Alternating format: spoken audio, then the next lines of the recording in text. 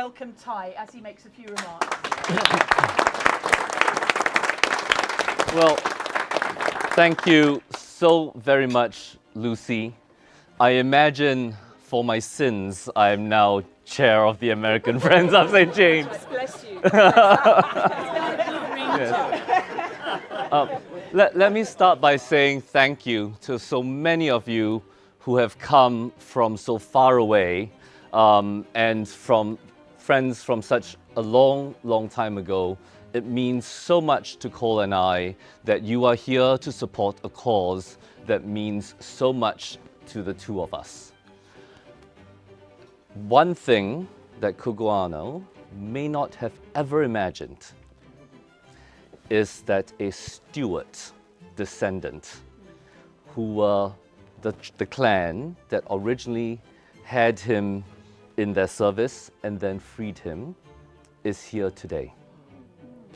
I am so pleased and so delighted that Araminta Campbell Stewart is here. Thank you for coming.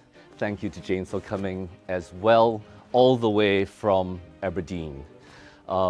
During the session earlier, we heard one of our audience members saying, part of justice is recognizing the past and the truth of the past so that we can reckon with it and move forward into the future.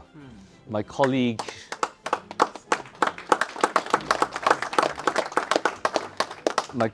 back in New York, Ruti Teitel, coined this field called transitional justice. And without truth and reconciliation, there can be no justice. So Araminta, thank you for coming and playing a key role in that. We are friends of course also from Singapore, from America. Special shout out to Christopher Kiddy, my oldest friend in the room, whom I've known for a quarter of a century. Without Christopher, there would be no Tai Cheng. Christopher's wife, Isabel Kiddy, back then gave me my first job as an investment banker. I failed, hence I'm not one anymore.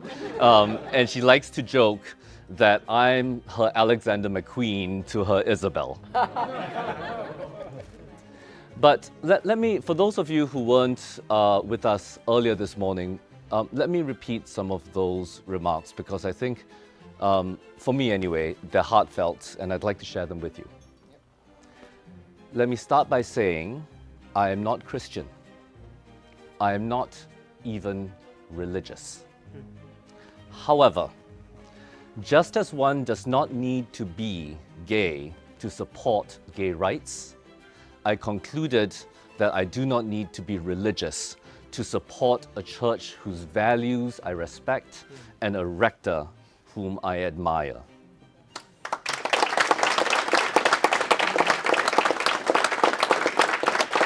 And because Lucy is far too modest to talk about her church and herself, let me tell you about how this battle axe of a lady got me to admire her. I'm a litigator of the hardest sort. It is difficult to break me. Trust me, it's tough. When I finally met her, to discuss if I would support the church, the first words out of my mouth were, "You realize the Church of England does not support same-sex marriage. Why am I here?" Her answer, to my surprise, was, "Well, Tai, I don't control doctrine. However, we go all the way to the edge to what we can do. We celebrate our same-sex congregants.